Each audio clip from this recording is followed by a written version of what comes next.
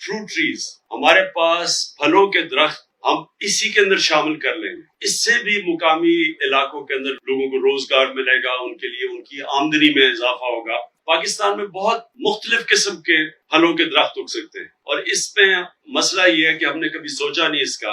हमारे पास 12 मौसम है, बड़े कम दुनिया में मुल्कों के पास 12 मौसम होते हैं। हम ऊपर से जो सबसे ऊंचे पहाड़ से हम जब समुद्र तक जाते हैं तो मुख्तलिफ क्लाइमेटिक जोन्स है और इनके अंदर मुख्तलिफ हम वो दरख्त उगा सकते हैं। जिस तरह ऑलिव, वैल्यू एडेड इसको कहते हैं, इसके इस दरख्त से बहुत फायदा हो सकता है बनिस्बत उसी इलाके के अंदर अगर आप मसलन गंदम उगा दें और उधर ही आप ये ऑलिव उगा दें, या एक एवोकाडो दरख्त है, यानी वो जो एवोकाडो के दरख्त अगर उतनी इलाके में लगा दें तो उसकी लाखों रुपए ज्यादा की आमदनी है 6 महीने की, साल की जब उगता है। तो अब पूरी तरह सारे पाकिस्तान में जोनिंग करेंगे, डायरेक्ट करेंगे किस इलाके में कौन सा ऐसा आप फल लगा सकते हैं जिसपे आमदनी में लोगों की बहुत ज्यादा इजाफा हो सकता है।